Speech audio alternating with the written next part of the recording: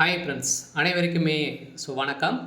இந்த வீடியோவில் நம்ம எதை பற்றி பார்க்க போகிறோம் அப்படின்னு பார்த்தீங்கன்னா, தங்க நகைக்கடன் வாங்குபவர்களுக்கெல்லாம் வந்திருக்கக்கூடிய ஒரு புதிய மாற்றத்தை வந்து பார்த்தீங்கன்னா ரிசர்வ் வங்கி வந்து வெளியிட்டிருக்காங்க. அனைவருமே வந்து பார்த்தீங்கன்னா வங்கியின் மூலமாக வங்கிகள் அதே மாதிரி வங்கி சாராத நிறுவனங்களில் அனைவருமே நகைக்கடன் வந்து வாங்கியிருப்பீங்க. அதே மாதிரி பார்த்தீங்கன்னா நகைக்கடன் வாங்கியவர்களுக்கெல்லாம் வந்து பார்த்தீங்கன்னா அதிரடியான ஒரு திடீர் மாற்றம் வந்து பார்த்தீங்கன்னா கொண்டு வந்திருக்காங்க. பார்த்தீங்கன்னா ஒரு முக்கிய தகவல் வந்து பார்த்தீங்கன்னா ரிசர்வ் பேங்க் வந்து வங்கி வந்து வெளியிட்டிருக்கு. இந்த மாற்றத்தை பற்றி இந்த வீடியோவில் நம்ம முழுமையாக பார்க்கலாம். அதுக்கு முன்னாடி நம்ம சேனலுக்கு வந்து இப்போ தான் நீங்கள் முதல் முறையாக வந்திருக்கீங்க அப்படின்னா மறக்காமல் நம்மளுடைய சேனலை சப்ஸ்கிரைப் பண்ணி சப்போர்ட் பண்ணுங்கள்.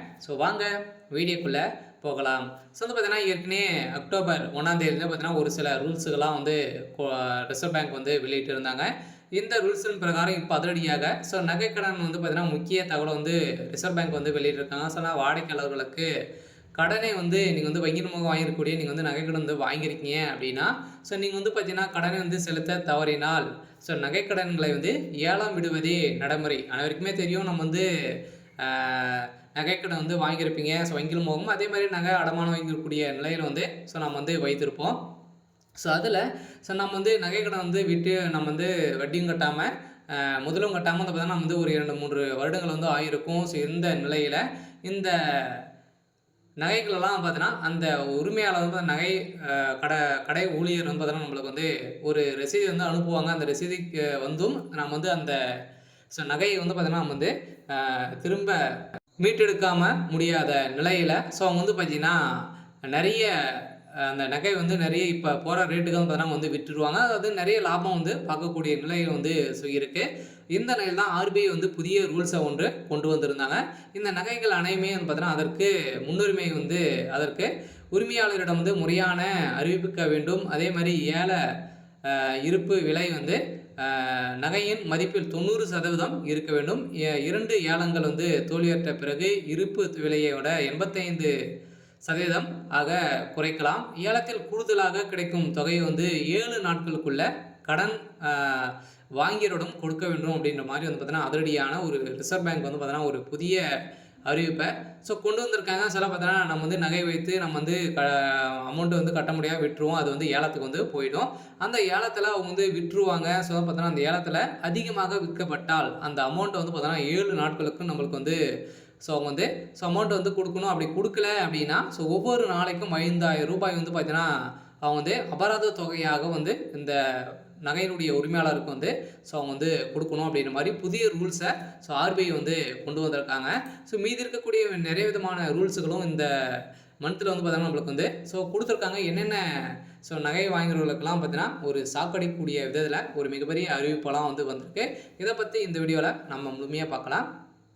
தங்கம் வாங்குவதற்கு கடன் கிடையாது. அதே மாதிரி வந்து பார்த்தீங்கன்னா ஆர்பிஐ வந்து வெளியிட்ட அறிவிப்பால் மக்கள் வந்து ஒரு மிகப்பெரிய ஷாக் வந்து ஆகியிருக்காங்க. தங்க நகையின் தொடர்பாக விதிமுறைகளை இந்திய ரிசர்வ் வங்கி பல முக்கியமான மாற்றங்கள் வந்து அறிவிக்கப்பட்டுள்ளது. இந்த கடன் வாங்குவர்களுக்கு பாதுகாப்பாகவும் சந்தையில் வெளிப்படைத்தன்மையை வந்து அதிகரிக்கும் விதமாகவும் கொண்டு வர உள்ளது. இந்த புதிய வழிகாட்டுதலின் அடிப்படையில் அக்டோபர் 1ஆம் தேதி முதல் நடைமுறைக்கு வந்துள்ள நிலையில் இதில் சில கட்டுப்பாடுகள் கடினமான இருப்பதால் வாடிக்கையாளருக்கு பாதுகாப்பை உறுதி செய்யும் பல நல்ல அம்சங்கள் வந்து உள்ளன. இருந்தாலுமே நகைக்கடன் வாங்குவதில் பல முக்கிய மாற்றங்கள் வந்து கொண்டு வந்திருக்காங்க. இதனால் தங்க நகைக்கடன் வந்து இனி கடன் வந்து கிடையாது. நீங்கள் வந்து நகை கடன் வந்து நகை வாங்குறீங்க அப்படின்னா அதுக்கான கடன் வந்து உங்களுக்கு வந்து வழங்கப்படாது அப்படின்ற ஒரு புதிய ரூல்ஸை கொண்டு வந்துட்டாங்க.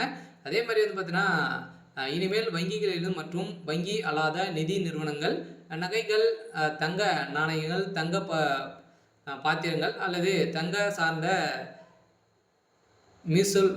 மீசல்கள், பண்டுகள் மற்றும் என எந்த வகையில் சேர்ந்தாலும் தங்க வாங்குபவர்களுக்கு கடன் வழங்க தடை செய்யப்பட்டுள்ளது. இந்த கடன் வசதிகளை மக்கள் பல்வேறு தேவைகளுக்கு மட்டுமே பயன்படுத்த முடியும் அப்படின்ற ஒரு புதிய ரூல்ஸாகவும் கொண்டு வந்திருக்காங்க. இந்த கடனில் அளவு குறைந்து ஏப்ரல் 1, 2026 முதல் தங்கத்தின் மொத்த மதிப்பிற்கு எல்டிடிவி லோன் டு வேல்யூ வந்து பார்த்தீங்கன்னா நம்மளுக்கு வந்து ஏற்ப வழங்கப்படும் என கடன் தொகையான வரம்பு 3 அடுக்குகளாக பிரிக்கப்பட்டுள்ளது. இதன் மூலம் கடன் தொகை வந்து ஏற்ப தங்க மதிப்பில் எவ்வளவு சதவீதம் வந்து கடனாக பெற முடியும் என்பது குறையும்.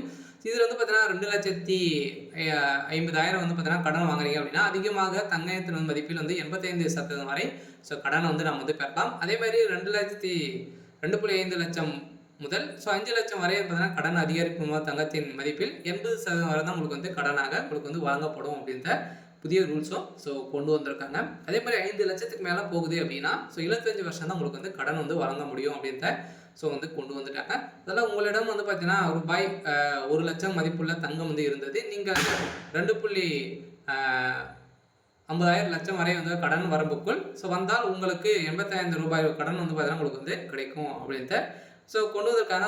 இந்த ரூல்ஸின் பிரகாரம் பார்த்தீங்கன்னா அதிரடியாக நிறைய விதமான மாற்றங்கள்லாம் வந்து இதில் வந்து கொண்டு வந்திருக்காங்க. அதனால் புல்லட் ரிஸ்பேண்ட் முறையில் மாற்றம் வட்டி விகிதம் மற்றும் அசல் தொகை வந்து கடன் காலத்தின் முடிவில் ஒரே தவணையாக செலுத்தும் நிலையில் புல்லட் ரீபேமெண்ட் திட்டத்தின் கீழ் கடன் வாங்குபவர்களுக்கு இனி அசல் மற்றும் வட்டி இரண்டையுமே 12 மாதங்களுக்குள் முழுமையாக செலுத்த வேண்டும். அப்படி இல்லை அப்படின்னா உங்களுடைய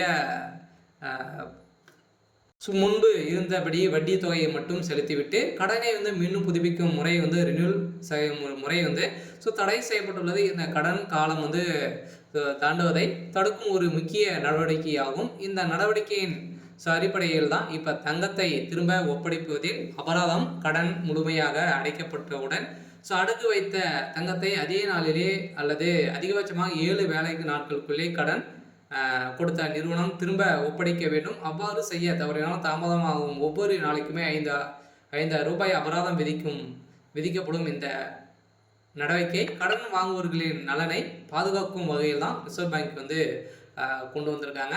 அதனால் இந்த மாற்றங்களின் அடிப்படையில் வந்து பார்த்தீங்கன்னா அதிரடியாக நம்மளுடைய தங்க நகைகளை வந்து பார்த்தீங்கன்னா நம்மளோட மீட்டெடுக்க முடியல அப்படின்னா அந்த நகைகளை வந்து விட்டுருவாங்க. அதில் வந்து பார்த்தீங்கன்னா நிறைய அமௌண்ட்டுக்கு வந்து விட்டுட்டாங்க அப்படின்னா அது வந்து அந்த அமௌண்ட்டை வந்து நம்மளுக்கு வந்து மீண்டும் அதிகமான விலையை எவ்வளோ விட்டுறாங்களோ அவங்களுக்கு தொகையை மட்டும் எடுத்துக்கிட்டு மீதிய தொகையை நம்மளுக்கு வந்து மீண்டும் செலுத்த வேண்டும் அப்படின்ற மாதிரி புதிய ரூல்ஸை வந்து கொண்டு வந்திருக்காங்க.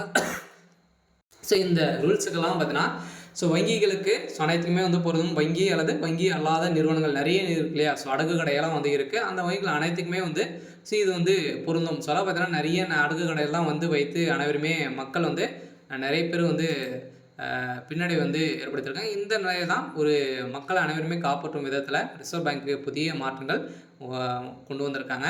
அதனால் அனைவருக்குமே தெரிஞ்சுக்கக்கூடிய ஒரு மிகப்பெரிய ஒரு மாற்றங்களை தான் வந்து இருந்திருக்கு. பார்த்தீங்கன்னா நிறைய விதமான தங்க நிறுவனங்கள்லாம் பார்த்தீங்கன்னா நிறைய விதமான மாற்றங்கள்லாம் வருது. நிறைய பேர் இந்தியன் பேங்க் நிறைய வங்கி மூலமாக வைத்திருக்கீங்க. அந்த நகைகள் அனைத்துக்குமே வந்து பார்த்தீங்கன்னா ஒரு சில மாற்றங்கள் வந்து வந்திருக்கு. சரி, ஓகே. இன்னைக்கான அப்டேட் வந்து இதுதான். மறக்காமல் நம்மளுடைய சேனலை சப்ஸ்கிரைப் பண்ணி சப்போர்ட் பண்ணுங்கள். தேங்க்யூ.